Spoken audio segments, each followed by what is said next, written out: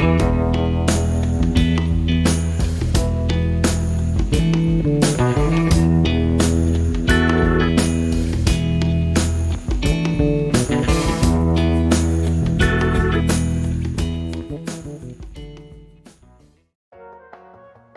semua, pada video kali ini saya akan mensimulasikan cara kerja routing dinamik menggunakan protokol RIP versi 2 dengan software Cisco Packet Tracer. Terus simak video kali ini dan jangan lupa like, komen, dan subscribe.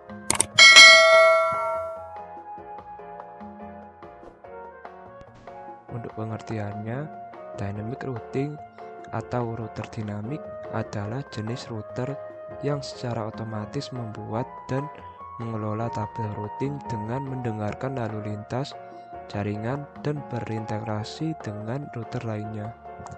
Protokol routing digunakan untuk mengkoordinasikan komunikasi antara router, memungkinkan pertukaran informasi routing, dan pembaruan tabel forwarding tergantung pada kondisi jaringan. Dalam routing dinamik, router dapat mengetahui keadaan jaringan saat ini dan secara otomatis meneruskan data ke tujuan yang benar. Ini menghilangkan kebutuhan untuk mengisi tabel routing secara manual dan memungkinkan jaringan beroperasi secara lebih adaptif. Langsung ke langkah percobaan.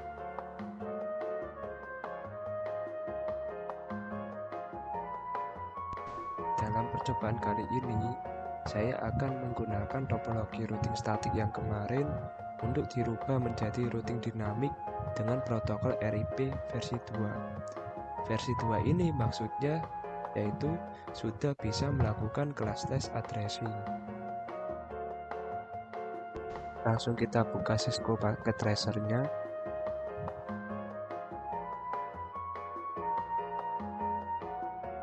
Dan pastikan semua konfigurasi statik yang kemarin sudah dihapus terlebih dahulu. Ikuti langkah percobaannya mulai dengan mengisikan network routing RIP pada setiap router.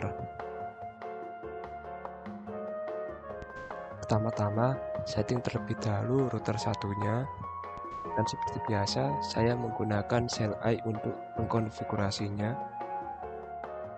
Ketik router RIP, kemudian version 2,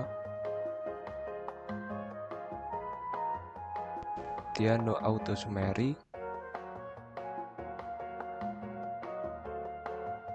Saya beri penjelasan sedikit. Jadi di RIP versi 2 ini masih memungkinkan untuk menggunakan classful addressing. Jadi gunakan command auto summary untuk mengabaikan classfulnya agar dapat terbaca network secara classless. Kemudian daftarkan network yang terhubung atau terikat dengan router 1. Daftarkan network pada PC 1.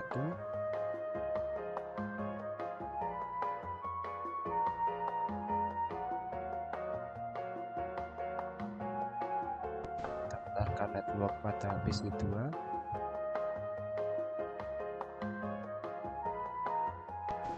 Daftarkan network yang menuju ke router 3. Selanjutnya daftarkan network yang menuju ke router 2. Oke, selanjutnya setting ke router 3-nya. Masuk ke RIP versi 2. Dan jangan lupa no auto summary-nya. Daftarkan kedua network yang dimiliki oleh server 1 dan server 2.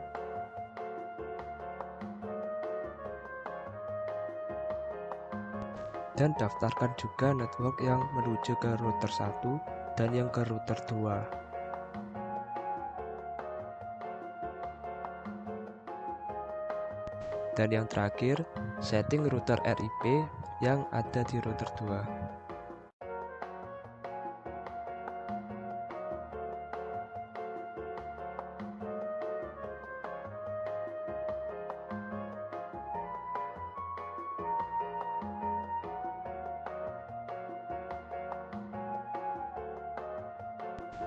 Pada router 2, daftarkan network yang ada PC3 dan daftarkan network yang menuju ke router 1 dan yang ke router 3.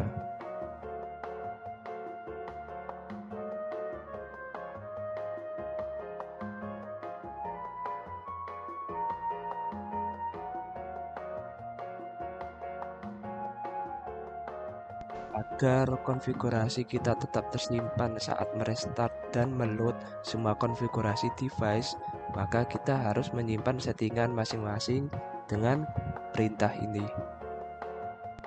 Ketik copy running config startup config.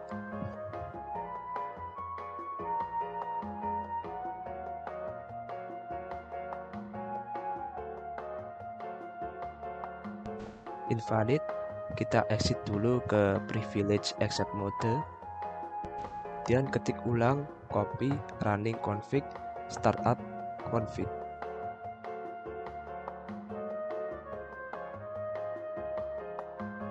Kemudian lakukan juga ke router yang lainnya.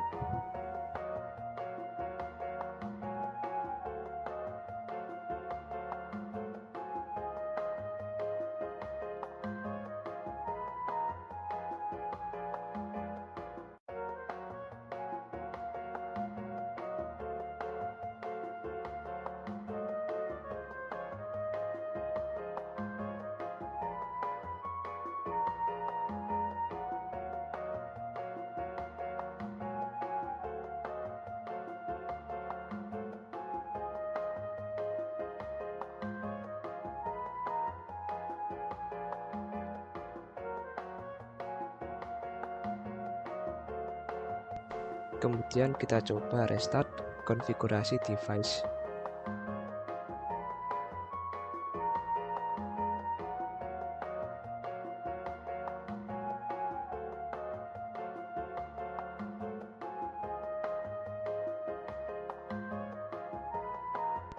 Dan gunakan tombol percepat agar kita tidak menunggu 10 detik untuk booting.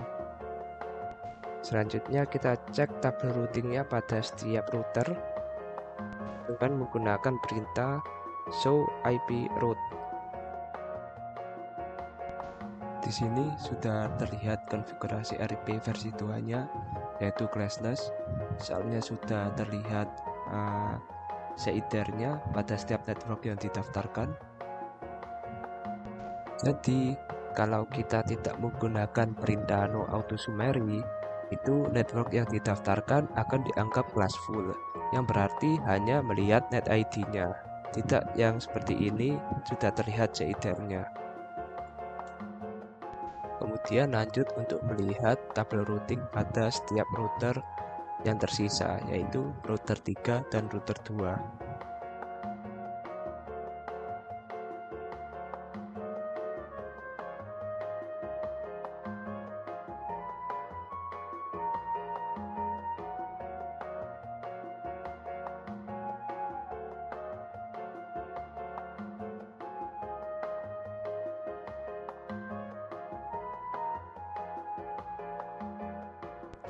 Kemudian lanjut untuk melakukan uji tes kirim paket Simple PDU antar perangkat and device. Di sini prosesnya saya percepat agar dapat menghemat waktu.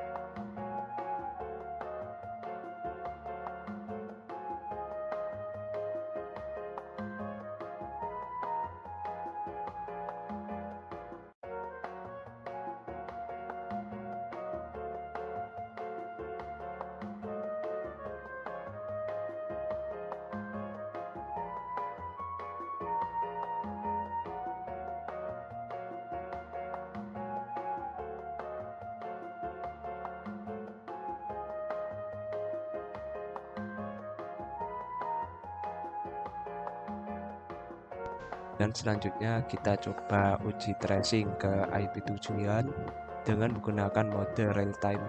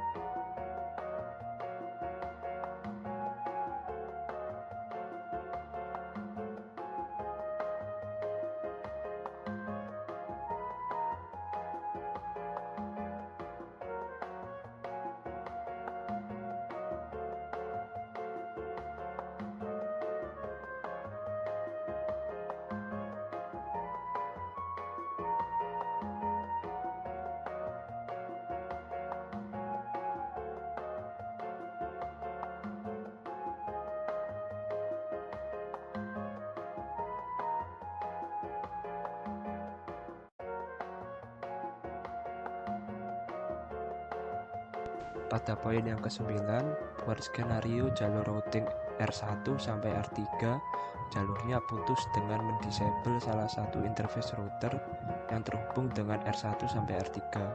Misal interface serial R3 arah R1. Kemudian tunggu sekitar 15-20 detik.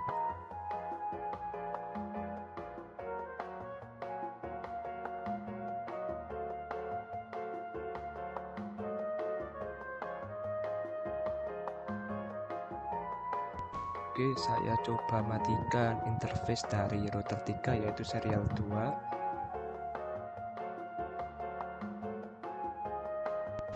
Gunakan tombol percepat agar tidak menunggu waktu selama 10 detik. Masuk ke mode simulation dan kita coba kirim paket simbol PDU antar perangkat and device. Setelah salah satu interface dari router di disable, pengiriman paket dari perangkat satu ke perangkat lainnya bisa menggunakan jalur alternatif secara otomatis tanpa kita setting lagi seperti routing statik yang kemarin.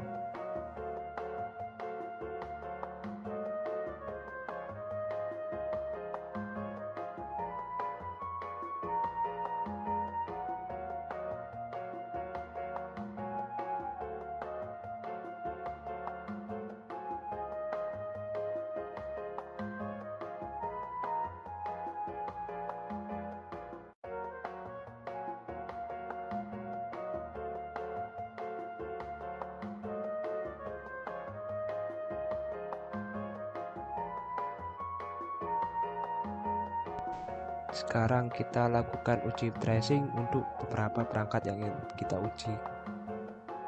Di sini hopsnya bertambah lagi menjadi 4, yang sebelumnya hanya 3. Ini dikarenakan sebuah paket yang dikirimkan melalui jalur alternatif yang memutar, dikarenakan salah satu jalur yang telah terputus.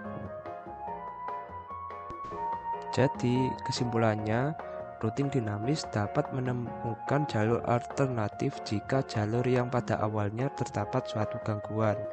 Ini dikarenakan routing dinamis dapat mengupdate tabel routing secara otomatis jika terdapat perubahan pada rute dalam suatu jaringan.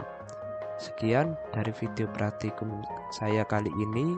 Terima kasih dan sampai jumpa di video selanjutnya.